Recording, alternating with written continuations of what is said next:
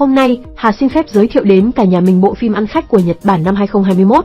Tựa phim Ura Aker, Laventure, hay còn có tên gọi khác là Đời sống riêng tư. Hai diễn viên chính là nam thanh, nữ tú đã giật hết giải trong tim người hâm mộ bởi vẻ đẹp của mình. Keiko là cô gái xinh đẹp, sau nhiều năm phấn đấu làm việc không biết mệt mỏi, cô đã thành công leo lên ghế cửa hàng trưởng của một thương hiệu thời trang nổi tiếng. Vị trí quản lý cửa hàng này thường xuyên khiến cô mất ăn, mất ngủ, bởi các vị khách sành điệu củ kiệu lại cực lắm mồm, các topker thường xuyên đăng đàng chê bai các sản phẩm của cửa hàng cực nhiệt tình. Làm dâu chăm họ, người thương thì ít mà người chê thì nhiều, khiến căng thẳng trong Keiko cứ như quả bom có thể nổ bất cứ lúc nào.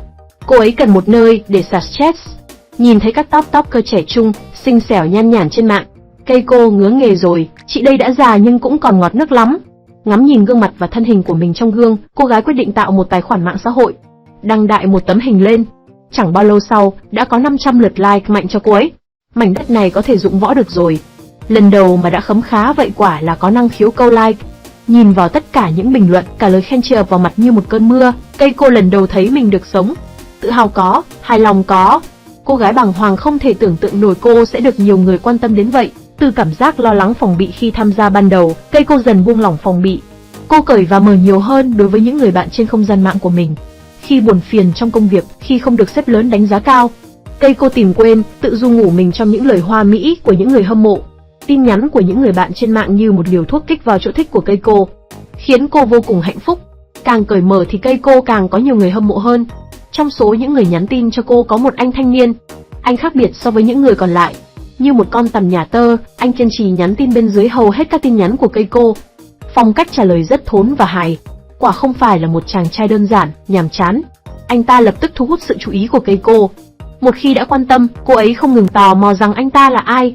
Cô mò vào hẳn tài khoản của chàng trai kia để trinh sát. Đập vào mắt cô là dòng chữ hãy vui vẻ trong một thế giới buồn tẻ. Những lời này đã chạm đến trái tim của cô gái cô đơn. Keiko quyết định nhắn tin riêng cho anh chàng. Từ đó, cả hai bắt đầu chuyện trò tâm sự đêm khuya cùng nhau. Mọi thứ đều khởi đầu từ những điều đơn giản như thế. Giao Bai là tên cuốn cơm của anh chàng, vừa tròn 20 tuổi. Cách Keiko 12 con giáp. Anh chàng này là một phi công hạng nặng đây, lái máy bay hơn những 12 tuổi. Không sao, họ vẫn ngày càng sát lại gần nhau hơn, dường như không thấy khoảng cách tuổi tác giữa hai người.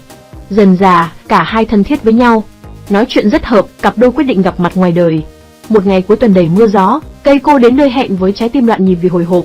Không biết đối phương trông sẽ thế nào. Méo tin được ảnh ọt của con nào thằng nào trên top. Cứ phải nhìn mặt mộc thì nó mới tin. May mắn thay, Giao Bai là một anh chàng điển trai thật sự. Sắc đẹp ngang ngửa với mấy anh diễn viên hạng A của Hàn Quốc. Như thế này khác gì trúng số độc đắc nhỉ? Cô nàng thầm nghĩ. Anh ta đưa Keiko đến một nhà hàng tồi tàn, cũ nát ở ngoại ô. Thường những cô gái thành thị sành điệu như Keiko rất ghét những chỗ đại loại như vậy. Nàng đến đây chỉ vì ở đây có trai đẹp Giao Bai mà thôi. Một khi con gái đã mê dai rồi thì đố ai mà cản nổi. Keiko thầm nghĩ có vẻ anh bạn này là một nhân viên nghèo ở dưới đáy xã hội. Đang suy nghĩ mông lung, đèn đột ngột tắt ngúm. Trong bóng đêm kỳ diệu, hai đôi môi khẽ chạm vào nhau. Rồi thì đèn lại sáng lên, thật là tiếc nuối. Tim của cô gái đập rộn lên. Các bạn không biết đấy chứ Keiko lớn tuổi rồi, nhưng chưa từng yêu ai.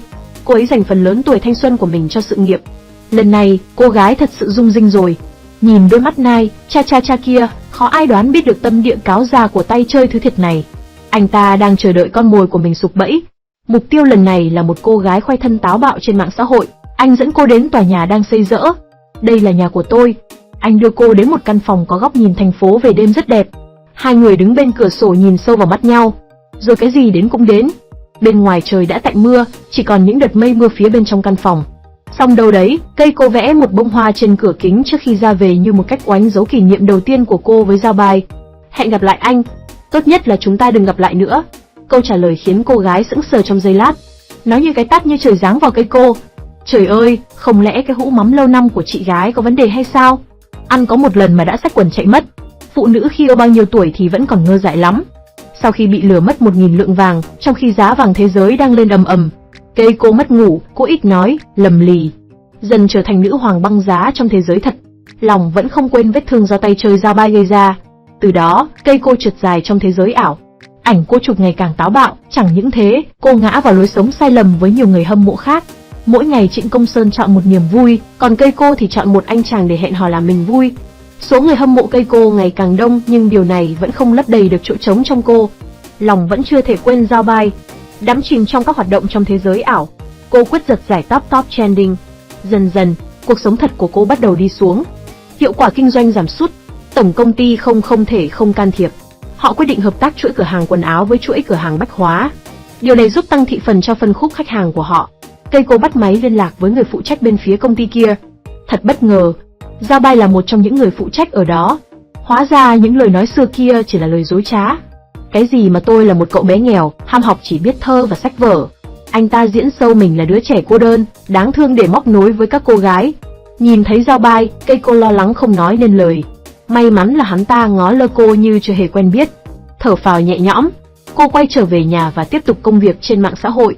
Một bình luận ác ý được gửi đến, tôi biết rõ cô là ai, cô ở đâu. Điều này làm ngôi sao top lo lắng. Sẽ như thế nào nếu bạn bè, đồng nghiệp biết được cô là một cô gái chuyên cởi và mở ở trên mạng xã hội? Có 100 cái app cũng không che nổi cái mặt mo này. Sau này làm sao còn mặt mũi mà sống? Sự khủng hoảng trong tâm lý khiến cô gái không sao tập trung cho công việc được nữa.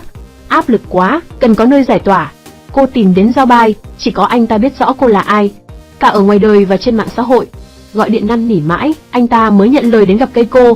Khác với lần đầu tiên, lần này anh như biến hình như một con người khác hẳn. Không còn phô mai que, cute như trước, cũng không còn vẽ bẽn lẽn, ngây thơ như con gà mơ. Lần này, anh ta lạnh như băng, anh trút bỏ tất cả sự vờ vĩnh của mình. 20 năm sống trên đời, anh ta luôn coi mình là cái rốn của vũ trụ, không thèm quan tâm đến cảm xúc của người đối diện. Giao Bai lạnh lùng nói rằng, căn nhà trước kia đưa cô đến, chính là phòng tân hôn của anh ta với vợ mình. Vợ anh ta chẳng bao giờ hay biết những hành động lăng quăng của anh đang diễn ra tại đó.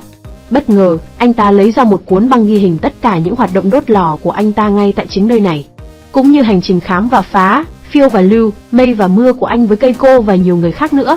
Hằng hà sa số các cô nàng. Nhìn ánh mắt căm thù của Keiko, Giao Bai nhếch mép mỉm cười, không phải là cô cũng muốn điều đó hay sao? Khoe mẽ mình để được nổi tiếng.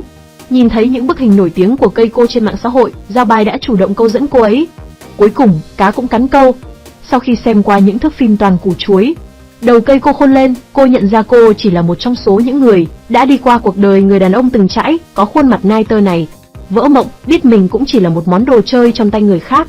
Keiko xóa bỏ mọi tài khoản xã hội của mình. Cô muốn quay lại cuộc sống yên bình trước đây mà cô từng có. Cô lại dành 100% sức lực để cống hiến cho sự nghiệp như trước đây. Nhưng các bạn biết đó, mọi thứ đâu dễ gì mất đi, tay đã nhúng chàm đâu dễ gột rửa. Hôm nay, cả công ty ăn mừng hợp tác thành công, doanh số bán hàng của hai công ty đều tăng vọt. Sếp lớn yêu cầu Keiko trình chiếu các mẫu trang phục mới nhất của bộ siêu tập cho quan khách chiêm ngưỡng. Khi mọi người đang chăm chú nhìn màn hình, thì đập vào mắt quan khách là video thân mật của Keiko với nhiều người khác nhau. Không kịp làm gì ngoài rút phích cắm điện, Keiko choáng váng muốn sụp đổ hoàn toàn. Từ đầu đến cuối Giao Bai chỉ thờ ơ đứng nhìn. Keiko vội vã đến chỗ Giao Bai và gặng hỏi anh tại sao lại đối xử với cô như vậy. Cô chưa bao giờ cảm thấy xấu hổ nhục nhã như bây giờ. Giao Bai không trả lời cô. Keiko bỏ việc và nhốt mình trong nhà cả ngày. Anh cũng chưa bao giờ đến thăm Keiko kể từ sau lần đó. Anh tiếp tục hẹn hò với những bóng hồng khác mà anh câu được. Trong một lần qua lại với một cô gái khác, anh vô tình nhìn thấy bông hoa mà Keiko đã vẽ, gợi nhớ trong Giao Bai về một cô gái từng bước qua đời anh.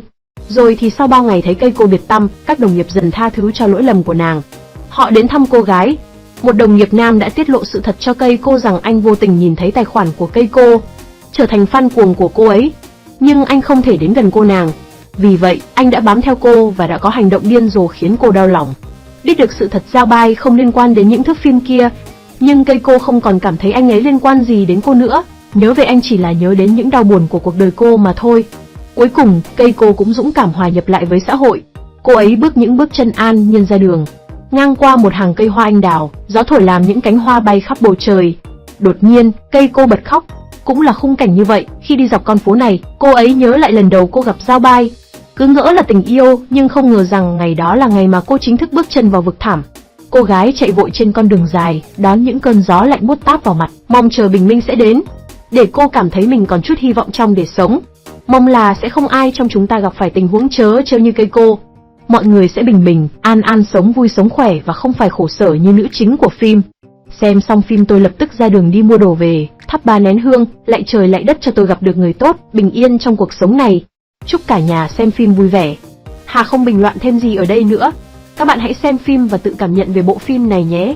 Cả nhà hãy like và đăng ký cho kênh của Hà nha. Chỉ mất ít phút của các bạn nhưng điều này là cực kỳ có ý nghĩa với Hà.